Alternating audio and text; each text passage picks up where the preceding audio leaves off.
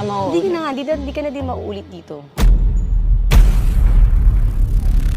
Kasi ayaw ko na late eh. Tapos late kayo. Kasi nadama yung kuya mo. Totoo ba? Bakit hindi ka nag-ano na maaga? Alam niyo ba yung call time niyo dito?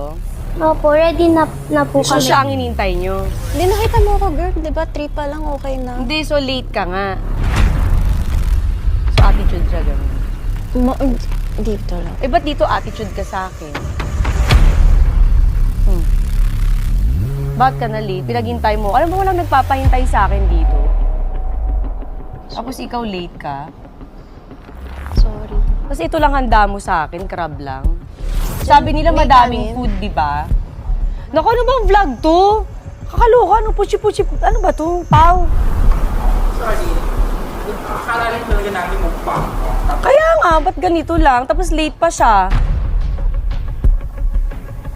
Ayoko huwag na ito palabas ha. Naiirita ako. Opo. Diba? Kahit di mo promote yung rewind, wag na lang. Ha? Opo. O ba't naiiyak ka? Hindi ako. Nakakainis pa. Gawin mo magandang setup nito kasi nag-effort ako. Pumunta ako sa mall, di ba? Ang dami kong kailangan asikasuhin. Kasi naman yan, paulan na. Jeff, cut mo na. Huwag yung ilabas to ha. Hindi ako natutuwa sa inyo. Ano to? Ikapasok ko na tayo sa loob. Kakairita. Sorry.